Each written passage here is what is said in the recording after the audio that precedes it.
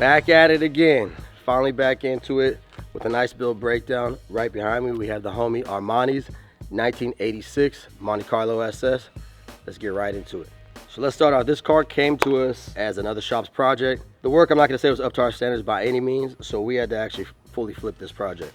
Frame off, we swapped the frame, back half, LSA motor, disc brakes, as you can see, Rucci 24 and 26 inch wheels. Throughout the project, when we got into body and paint, this car was a hardtop. Now it's a T-top. So let's dive into the motor first, and we'll get in with all the details. So as you see in this beautiful engine bay is a LSA motor with a lot of components. So we'll start basically from the front end. All right, we are running a Champion aluminum radiator, dual derail fans, 14-inch fans, custom intake. Everything's all polished. Same with the radiator shroud. As you start moving forward to the serpentine system, ICT billet serpentine system, and then you get into the motor. Obviously, on all of our builds, we add a little contrast to it. So we took the blower lid off, custom painted the blower lid to match the frame, and then as you can see, the factory valve covers did the same thing as well. On all our projects, we run Willwood brakes. This one we went with a Hydro Boost setup as well. Car brakes phenomenally. Now, best detail about this is the engine bay. From the firewall, which is a custom firewall we built, bead roll, nice shaved and smooth, which ties into these fender liners. Now these fender liners were one of one made to clear the 24-inch wheels. So the goal was to have the car at this height and be able to lock the wheels full turn back and forth without rubbing, and we achieved that with these, should I say, monstrous fender liners. So it cleans up the engine bay real nice. So all the stuff that's hidden under here is everything to manage the motor. Over here we have a custom expansion tank for the blower and the overflow tank for the radiator, which we fabbed up, fit right in here to be able to clean up the engine bay. Down through here we have the transmission cooler and then an oil cooler mounted right in there. Everything's tucked away really nicely, and this is the reservoir for the Hydro Boost. Everything we wanted to bring off of the engine bay, kind of tuck in the radiator support so it's as clean as possible. One other thing. So another thing on the engine bay is how you see basically no wires and hoses. We spent a lot of time on this trying to do a complete wire tuck so everything goes under the transmission tunnel and all the wires were ran on the inside of the fenders. The goal, obviously, once again, was functionality but cleanliness. Like you don't want to see anything when you pop this hood, whether he's trying to show it off at a show or he's just pulling up to a function. Either way, it needs to be clean. Now for the headlights, he supplied all these headlights, the bottom markers, the side markers, all that as well. These are halos, and this is the running light we actually did, and they're full LED for the driving lights, full LED for the turn signals with a switchback as well. Almost forgot these custom CVF hinges that we installed. The polish finish, or sorry, the raw billet finish to match everything else was kind of a go-to. Instead of doing the black and milled, because there's no machine really on this, this was kind of the best contrast. Oh damn, hold on, come on, keep going. All right, every build we do over here, you know, we give the client an option whether you want wipers or not. If you tell me, I'm gonna tell you all the time, no wipers. These cars don't need to be driven in the rain. So, a custom wiper delete was done as well. Custom cowl we fabbed in, flush to the windshield. Probably one of my favorite things on these cars is, damn, not these cars, every car is getting rid of the wipers. God damn, the motherfucker looks good. All right, before we get into the drivetrain, the rest of the drivetrain side, so this motor is all stock. So right now it made about 535 horsepower. Nothing on the motor was done. It's all on the external side. It has hooker headers, made it into a custom exhaust we built. Client wanted the tone to be a little bit quiet, so we got dual magnaflow mufflers merged into an H-pipe and then ran out right before the axle with dual vibrant resonators. The transmission on this is a 480 transmission, all stock as well, stock torque converter, and then the drive shaft is ran into a Curry 9-inch rear end with 373 gears. All right, now as far as wheels, the wheels we're running 24 by 9-inch Rucci forged. Up front, 26 by 12-inch Rucci forged in the rear. To stop everything, we were running Willwood brakes all around, floating rotors up front, same thing in the rear, and then its suspension, all QA1 setup. QA1 upper and lower control arms, QA1 custom trailing arms in the rear, which we modified slightly because in the back end, we ended up doing a back half to allow the 26s to clear at this height. Custom wheel tubs allow it also to cycle all the way up, but in the back you'll see we had custom upper arms, factory QA1 lower arms, rear sway bar, Alden American coilovers in the rear. All the geometry on the suspension for the rear was done in-house because with the back half we needed to allow as much of the factory floor to fit, so we had to change some of the mounts and everything to clear that. But I'm gonna say the ride height with the 26s and 24s looks perfect. All right, for those asking tire size, it's 255 30 24 up front, 295 25 26 in the rear. As we keep cycling to the back end of the vehicle, underneath is basically an OEM style fuel tank running a Holley 350 liter per hour fuel pump as well. Moving on to the frame, like I said, when this project came to us, here I'm gonna have Josh insert some previous pictures of how the build was. So here you go. As soon as the car came to us, told the client that, there's no way he's gonna be able to run the wheels, the suspension, the LSA motor with the setup like that. In order for us to move forward, it'd been way too much time trying to grind off everything. So we did. We had a Grand National frame, which we removed off a project we had. Threw that frame under here, and as you can see, we built off of that. Boxed in the center section of the frame completely and braced that all the way through. As you can see right here on the rear, we literally cut off the back half of the frame, narrowed it probably 8 inches on each side, re-welded those, gusseted those plates. So we ended up keeping the factory width of the frame, which was key to this. Normally what guys will do to allow clearance of the wheels when they shorten the axle is to shorten the outside of the frame and bring it in. Some of the frames we've seen have been like an inch thick, Now you can race them, but the goal here was I wanted this frame to be the same thickness as the factory, so that's why the back half was done.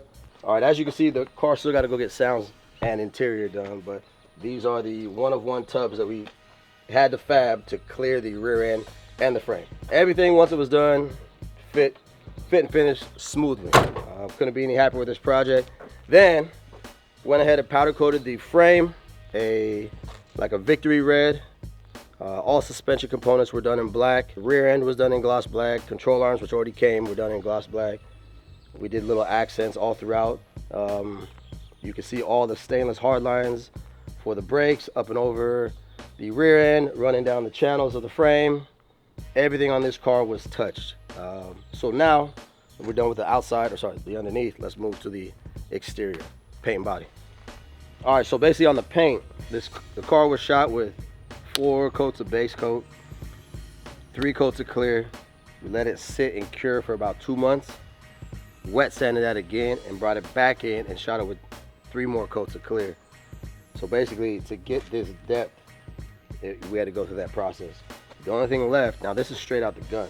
The only thing left to do on this is, after a couple more months, we'll have them bring it back through and we'll cut and buff the whole paint.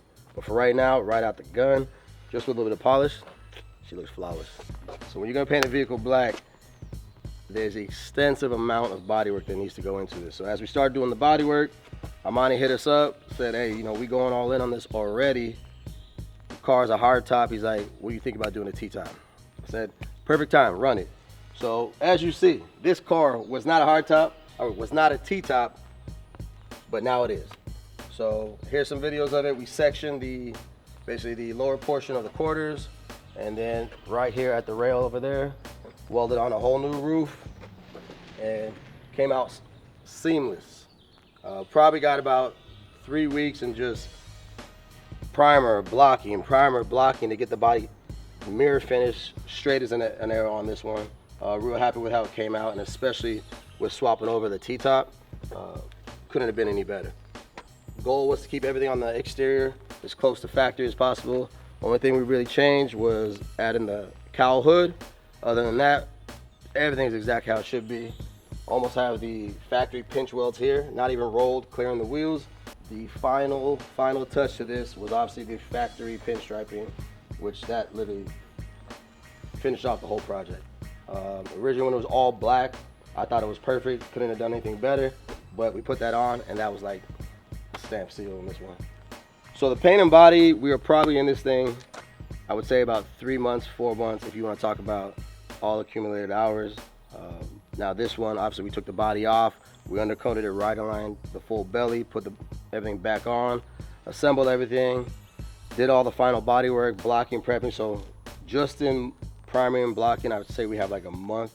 Metal work, we got probably at least 2 to 3 months in metal work, including the front tubs, rear tubs, everything on the firewall, engine bay, the T-top, and then obviously all the exterior body work. The car was in a pretty decent shape when it came to us, but like I said, you know, when you dealing with a black car, everything needs to be perfect. So that's what it took. Now this project has been with us for probably about 2 years. Now the car came to us in the state it was, so kind of we had spent like a month or two, probably 3 months game planning, which was the best decision to go, which was swapping the frame. Once we did that, we just kept moving. Then basically once we had everything running, we pulled it off to do body.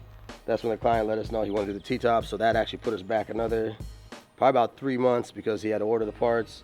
And then, I mean, obviously when you're doing the T-tops, there's a numerous amount of little components that need to get from weather stripping, channels, all this stuff. So he had to make sure to get all that. Once we had all that, then we could, you know, move forward with it. But yeah, a 2-year build on this one, full custom, full frame off. The only thing it needs now is it has to go to interior. So everything on the inside here, as far as the upholstery, was all how the car came to us. Only thing we did, obviously, to install and get the car running was we put a B&M shifter. I did forget to let you know that the car has vintage air, so it's full AC. Customer supplied this custom steering wheel, the dash, and then the Holley terminator setup. Besides that, everything on this car still needs to get done. Stereo system, upholstery, and then a center console. But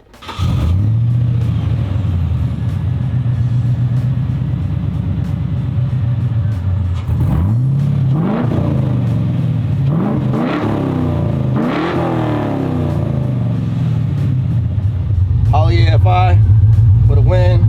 Gotta give a shout out to Holley. Gotta give a shout out to S&K, Roadrunner Performance, a bunch of other companies that helped us out.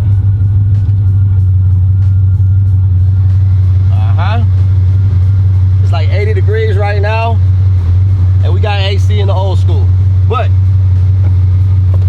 might as well just take these off, you know? Do this shit right.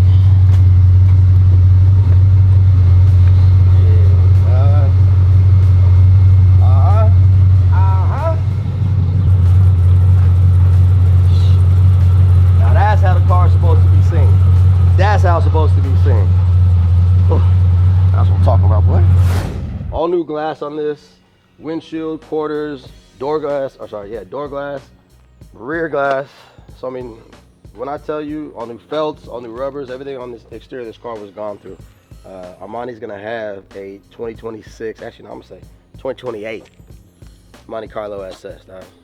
The whole team went in on this one.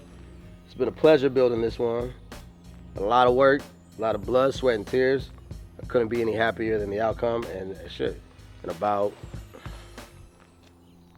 an hour and a half, we about to deliver to Armani, all right? So stay tuned. We back in these functions. All these builds that we've been on for the past year and a half are slowly starting to trickle down. We're gonna shoot another one today too, another Monte, all right? Before I forget about it, we got that new merch drop coming, all right? Since it's Monte Carlo season, G-body season, it was only right. First one, we're gonna start doing them a quarter, a new car every quarter. So shoot us a DM or email, which I'll insert. It's a limited drop, so the sooner you get at them, the quicker you get them. Get them while they're hot. 35 each. I'm out.